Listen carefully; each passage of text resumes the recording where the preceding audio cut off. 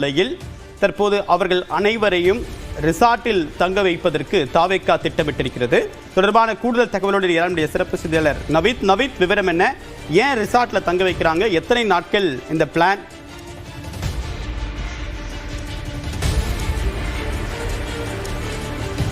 மாமல்லபுரம் பூஞ்சேரியில் உள்ள ரிசார்ட்டுக்கு வர அறிவுறுத்தப்பட்டிருக்கிறது. விவரங்களோடு நம்முடைய சிறப்பு செய்தியாளர் நவீத் விவரம் என்ன? எத்தனை நாட்களுக்கு ரூம் புக் பண்ணியிருக்காங்க? என்ன பிளான் தாவேகா கிட்ட?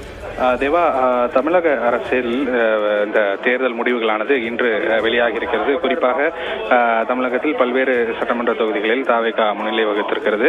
இந்த நிலையில் இன்று இந்த ஏற்கனவே கடந்த வேட்பாளர்கள் ஆலோசனை கூட்டத்தின் போதே விஜய் வெற்றி பெற்றவர்கள் என்னை பனையூரில் சந்திக்குமாறு அவர் அறிவுறுத்தியிருந்தார். இந்த நிலையில தான் இன்று இதுவரை தற்போது 80க்கும் மேற்பட்ட தாவேகா வேட்பாளர், அதாவது தொகுதிகளில் தாவேகாவினர் வென்றிருக்கிறார்கள். அந்த வேட்பாளர்கள் அனைவரும் இன்று மாலை யார் யாரெல்லாம் வெற்றி பெற்றுகிறார்களோ அந்த வேட்பாளர்கள் எம்எல்ஏவாக பதவியேற்க இருக்கக்கூடிய வேட்பாளர்கள் அனைவரும் சென்னை மகாபலிபுரம் அருகே இருக்கக்கூடிய பூஞ்சேரி அருகே இந்த தனியார் ரெசார்ட் ஒன்று தாவேகா சார்பில் பிடிக்கப்பட்டிருக்கிறது. அந்த ரெசார்ட்டுக்கு அனைவரும் வர வேண்டும் என அறிவுறுத்தப்பட்டிருக்கிறார்கள். இங்கு வரக்கூடியவர்கள் அவர்களது செல்போன் அனுமதி இல்லை, அவர்கள் இந்த எந்தெந்த வேட்பாளர்கள் இங்க வராங்களோ அவங்களுடைய செல்போன் எல்லாம் அனுமதி இல்லை எனவும் ஒரு தகவல் என்பது தெரிவிக்கப்பட்டிருக்கிறது. குறிப்பாக இன்று வரக்கூடிய வேட்பாளர் அனைவரும் மே 8ஆம் தேதி வரை இங்கு இருக்க வேண்டும் எனவும் அறிவுறுத்தப்பட்டிருக்கிறது. இந்த தகவலானது தற்போது தாவேகா வெற்றி பெற்ற வேட்பாளர்களிடம் தெரிவிக்கப்பட்டிருக்கிறது. யார் யாரெல்லாம் வெற்றி பெற்றிருக்கிறார்களோ அவர்களுடைய சான்றிதழ்களை பெற்ற பிறகு நேரடியாக இந்த பூஞ்சேரியில் இருக்கக்கூடிய இந்த தனியார் விடுதிக்கு அவர்கள் வர வேண்டும் என அறிவுறுத்தப்பட்டிருக்கிறார்கள். தேவா,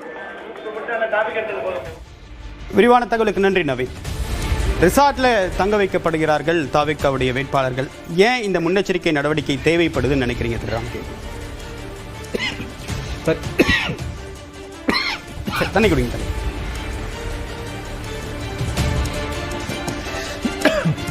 தமிழ்நாட்டுக்கு ரொம்பவே புதுசு.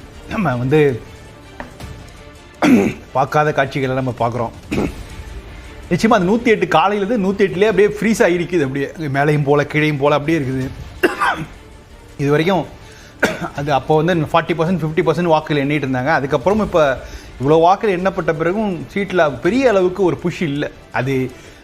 அதுதான் ரொம்ப ஆச்சரியமாக இருக்குது எனக்கு. அது ஏன் அந்த இடத்துல அப்படி நிற்குது அப்படிங்கிறது ரொம்ப ஆச்சரியமாக இருக்குது. நிச்சயமாக தாவேகாவுக்கு ஒரு தேவையான அந்த 110 இப்போ எண்ணிக்கை பார்க்கலாம். கிட்டத்தட்ட தாவேகா இப்போ 107 இடங்கள் அப்படின்ற எண்ணிக்கையில் இருக்காங்க. திமுகவை பொறுத்த வரைக்கும் 72 இடங்கள் அப்படின்றது இருக்கு. தாவேகோட எண்ணிக்கை 1 கூடி இருக்கு, 108. இன்று காலையிலிருந்து 111 அப்படின்ற ஒரு அதிகபட்ச எண்ணிக்கையை தாவேகா தொட்டது. அதற்கு பிறகு தொடர்ச்சியாக 1-2 இடங்கள் அப்படின்னு மாறிட்டே இருக்கு. தற்போது வரைக்கும் 108 இடங்கள் அப்படின்றது தான் ஒரு எண்ணிக்கையை ஒரு ஆவரேஜான நம்பராக மெயின்டைன் ஆகுது. இந்த சூழ்நிலையில் தாவேகாவுடைய வேட்பாளர்கள் அனைவரும், வெற்றி வேட்பாளர்கள் அனைவரும் பூஞ்சேரியில் இருக்கக்கூடிய ரெசார்ட்ல தங்க வைக்கப்படுவதற்கு திட்டமிட்டிருக்கிறது தாவேகாவுடைய தலைமை. 8ஆம் தேதி வரைக்கும் இந்த முடிவு என்பது எடுக்கப்பட்டிருக்கு. மிக முக்கியமான காரணம் என்னன்னா, 7ஆம் தேதி கடந்த முறை 2021 அப்போதைய அரசு பொறுப்பேற்றுக் கொண்டது. அப்போ முதலமைச்சராக மு.க. ஸ்டாலின் பொறுப்பேற்றுக் கொண்டார். ஸோ அப்படி பார்க்கும்போது 8ஆம் தேதி தான் ஒரு மிக முக்கியமான ஒரு தன்னுடைய பெரும்பான்மை நிரூபிப்பதற்கு தாவேகா தயாராகிட்டு இருக்கா, அதுதான் உங்களுடைய ஷெடியூலா அப்படின்றது ஒரு முக்கியமான கேள்வியா இருக்கு. 10ஆம் தேதி வரைக்கும் அவகாசம் இருக்கு அப்படின்றது நம்ம கவனிக்க வேண்டிய விஷயமா இருக்கு. ஆனா தனி பெரும்பான்மை இல்லாத நிலையில ரிசார்ட் அரசியல் மீண்டும் வருதா அப்படின்ற ஒரு கேள்வி எழுது. பெரும்பாலும் விஜய் தான் போட்டியிடுகிறார் என்ற ஒரு நம்பிக்கையின் அடிப்படையில் எல்லா இடங்கள்லையும் சமரசமே இல்லாமல் 35லேருந்து 38 விழுக்காடு வரைக்கும் வாக்கு என்பது தாவேகாவுக்கு கிடைச்சிருக்கு. ஆனால் தனி பெரும்பான்மை இல்லை என்பது தற்போது தாவேகாவுக்கு ஒரு சிக்கலை ஏற்படுத்தியிருக்கு. அதனால தான் முன்னெச்சரிக்கையாக தன்னுடைய வெற்றி வேட்பாளர்களை பாதுகாக்கக்கூடிய நோக்கத்தில் அவங்க ரிசார்ட்டுக்கு அவங்களை அழைத்து வருகிறது தாவேகாவுடைய தலைமை. இது ஒரு மிக முக்கியமாக 2017க்கு பிறகு நடைபெறக்கூடிய ஒரு முக்கியமான ரிசார்ட் அரசியல். 2017 இறுதியாக அதிமுகவுடைய அரசு பெரும்பான்மை நிரூபிக்க வேண்டும் என்ற ஒரு சூழ்நிலை ஏற்பட்டப்ப, ஓபிஎஸ் சிபிஎஸ் 2 அணிகளாக பிரிந்திருந்தப்ப ரிசார்ட் அரசியல் தமிழ்நாட்டில் முதல்ல தென்பட்டது. அதற்கு முன்னதாகவும் கிடையாது, இப்பவும் கிடையாது. அண்மையில் கர்நாடகாவில் தான் இந்த மாதிரி ரிசார்ட் அரசியல் அடிக்கடி ஏற்படும். இப்போ ஆட்சி பொறுப்பு ஏற்கும் போதே முதல் முறையாக தன்னுடைய ரிசார்ட்டுக்கு தன்னுடைய சட்டமன்ற உறுப்பினர்களை வேட்பாளர்களாக வெற்றி வேட்பாளர்களை ரிசார்ட்ல தங்க வைக்கக்கூடிய ஒரு நெருக்கடி தாவேகாவுக்கு ஏற்பட்டிருக்கு. இது நெருக்கடியா இல்ல பாதுகாப்பு உணர்வா இல்ல முன்கூட்டிய ஒரு முன்னெச்சரிக்கை அப்படின்றதெல்லாம் பார்க்க வேண்டியிருக்கு. திரு ராம்கி, 18ங்கிறது மேஜிக் நம்பர். அந்த நம்பரை எட்டிடுவதற்கு இப்போ இன்றைக்கி தாவேக்காவால் இப்போ நீங்கள் பார்த்தீங்கன்னா அதே அந்த 107ங்கிறது மெயின்டைன் ஆகுது. எப்படி 100 இடங்களே கடந்துருவாங்க. ஆனால் அதுக்கப்புறம் என்ன சீட்ஸ் கிடைக்குங்கிறதுக்கான ஒரு உத்தரவாதம் இது இல்லை. இன்றைக்கு மற்ற கட்சிகள், குறிப்பாக திமுகவோட கூட்டணி கட்சிகள், அதிமுக கூட்டணி கட்சிகள், அவங்க தான் ஒரு முடிவுக்கு வரணும். ஏன்னா இன்றைக்கி இவ்வளோ பெரிய ஆன்டி இன்கம்பன்சி ஃபேக்டர்லையும் திமுகவுடைய கூட்டணி கட்சிகள், குறிப்பாக விடுதலை சிறுத்தைகள், காங்கிரஸ், இடதுசாரிகள்லாம் தங்களுடைய அடையாளத்தை துறந்து விடாமல் இந்த ஆன்டி இன்கம்பன்சியும் ஃபேஸ் பண்ணி இந்த அளவுக்கு வந்திருக்காங்க. அதாவது அவங்களுக்கு கொடுக்கப்பட்ட இடங்கள் குறைவு, அதெல்லாம் தாண்டி 1 or 2 மெம்பர்ஸ் இருந்தாலும் இந்த அளவுக்கு வெற்றி பெற்றிருக்காங்க. அப்படிங்கும்போது நேச்சுரலாக அவங்க ஐடியாலஜிக்கலாக விஜய் கட்சியோட அலையில் ஆகிறதுக்கு வாய்ப்புகள் நிறையாவே இருக்குது. ஸோ அந்த ஃபிகர்ஸ் அவர் 5 காங்கிரஸ் இன்றைக்கி அவங்க எங்களுக்கு ஆட்சியில் பங்கும் அதிகாரமும் எதுவுமே வேணாம், எங்களை நீங்கள் கூட்டணி சேர்த்துக்கிட்டா போதும் அப்படிங்கிற நிலைமையில தான் அவங்க இருப்பாங்க. ஏன்னா அவங்களுக்கு 2029 வெற்றி பெறுவதற்கு விஜயோட ஆதரவு தேவை. தமிழ்நாட்டில் மட்டும் இல்லை, இன்றைக்கி விஜய் ஒரு முக்கியமான தலைவராக பார்க்கப்படுவார். ஸோ விஜய் காங்கிரஸ் கூட்டணி சேர்ந்தால் அதோடைய தாக்கம் பாண்டிச்சேரியில் இருக்கும், கேரளாவில் இருக்கும். அதனால் காங்கிரஸ் விரும்பும், தாவேக்கா விரும்புறதுனால காங்கிரஸே விரும்புறதுக்கு வாய்ப்புகள் இருக்குது. ஸோ அதனால் காங்கிரஸ் தயாராக இருக்கும். அது போன்ற பாமக போன்ற கட்சிகளும் ஒருவேளை ஆதரவு கொடுத்தால் அந்த 118 நம்பரை நம்ம எளிதாக கடந்து விடலாம், அதுக்கு கிடைக்கும். பட் என்னென்னா இதை எப்படி சொல்லுவாங்கன்னா, உங்களுக்கு முதல் முறையாக திராவிட கட்சிகள் அல்லாத, இப்போ இருபெரும் திராவிட கட்சி இல்லாத மற்ற கட்சிகள் அவங்க சப்போர்ட் பண்ணுது, நீங்கள் இன்னொரு காமராஜர் ஆட்சியை கொண்டு வரலாம் அப்படிங்கிற மாதிரிலாம் ஒரு தகவல்கள், செய்திகள் பரப்பப்படும். ஆனால் நம்ம தமிழ்நாட்டுக்கு நலனா அப்படிங்கிறத நம்ம பார்க்கணும். ஏன்னா இன்றைக்கி ஒரு 100 நம்பர்ஸ் நிற்கிறாருன்னா இன்னொரு வலுவான ஒரு கட்சி ஒரு ஆதரவை கொடுக்கும்போது, அது உள்ளிருந்து சப்போர்ட்டோ வெளியிலிருந்து சப்போர்ட்டோ ஏதோ ஒன்று அது கொடுக்கும்போது ஒரு நிலையான அரசை தமிழ்நாட்டில் உருவாக்க முடியும். மக்கள் கிளியராக வெற்றி கொடுத்துருக்காங்க. தாவேக்கா தான், விஜய் தான் முதல்வராக வரணும் என்று கிளியராக வெற்றி கொடுத்துருக்காங்க. ஆனால் அந்த அரசை திறம்பட நிர்வாகம் பண்ணுறதுக்கும் அதுக்கு யாரெல்லாம் டீமு எந்த மாதிரியான அதெல்லாம் பண்ணுறதுக்கு அது விஜய்க்கான முழு உரிமை. ஸோ விஜய் முதல்வராக வர வேண்டும் என்பது பெரும்பாலான மக்களுடைய ஒரு எதிர்பார்ப்பு. அதனால தான் வாக்களிச்சிருக்காங்க. ஸோ இப்போ ஒரு பெரிய கட்சி, அது திமுகவோ அதிமுகவோ உள்ள தாவேக்காவுக்கு வெளியிலிருந்து ஆதரவு கொடுத்து சப்போர்ட் பண்ணால் ஒரு நிலையான அரசு தமிழ்நாட்டின் நலனுக்காகவாவது ஏற்படுத்தியாக வேண்டும். அதற்கு விஜய் முன்வர வேண்டும் அப்படிங்கிறது தான் எதிர்பார்ப்பு இருக்குது. திமுக வருமா அப்படின்னா, திமுகவை எதிர்த்து தான் இந்த அரசியலே. திமுக ஆன்டி இன்கம்பன்சி ஃபேக்டர், திமுகவுக்கு எதிரான அலை தான் இந்த அளவுக்கு உச்சத்தை தொட்டிருக்குது. அதனால அதிமுகவுடைய ஆதரவை பெற்று தாவேக்கா ஒரு வேளை ஆட்சி அமைத்தால் அது ஒரு நிலையான அரசாக இருக்கும் அப்படிங்கிறது என்னுடைய எதிர்பார்ப்பு, கணிப்பு வேகமாக இருக்குது. ஆனால் அதே நேரத்தில் கூடுதலாக இந்த கட்சிகள் காங்கிரஸ், பாமக, விடுதலை சிறுத்தைகள், இடதுசாரிகள் அவங்களுடைய ஆதரவோடு அந்த நம்பர்ஸ் வச்சு கூட ஆட்சி அமைக்கலாம்.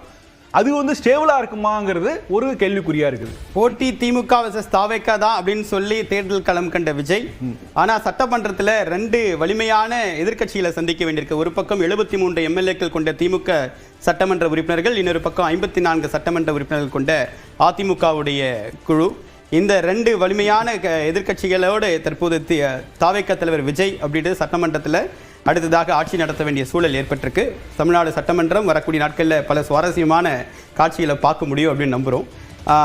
அண்மையில் ஒரு தகவல் வந்திருக்கு. தற்போது தாவேக்கா தலைவர் விஜயுடைய வெற்றிக்கு ராகுல் காந்தியும் பிரதமர் நரேந்திர மோடியும் வாழ்த்து சொல்லியிருக்காங்க.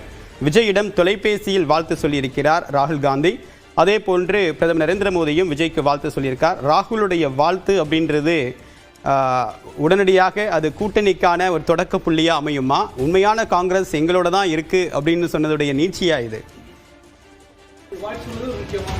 ஏற்கனவே கரூர் பின்னடைவுக்கு அப்புறம் ராகுல் காந்தி வாட்ச் சொன்னார். அப்போ அதுக்கு என்ன செய்தி கொடுத்தாங்கன்னா, அது ஒரு முதல்வரை கேட்டுக்கொண்டு அவருக்கு அப்புறம் ராகுல் காந்தி நம்முடைய பேசலாம். தொடர்ந்து நம்மளுடைய சிறப்பு செய்தியாளர் சுசித்ரா இணைகிறார்.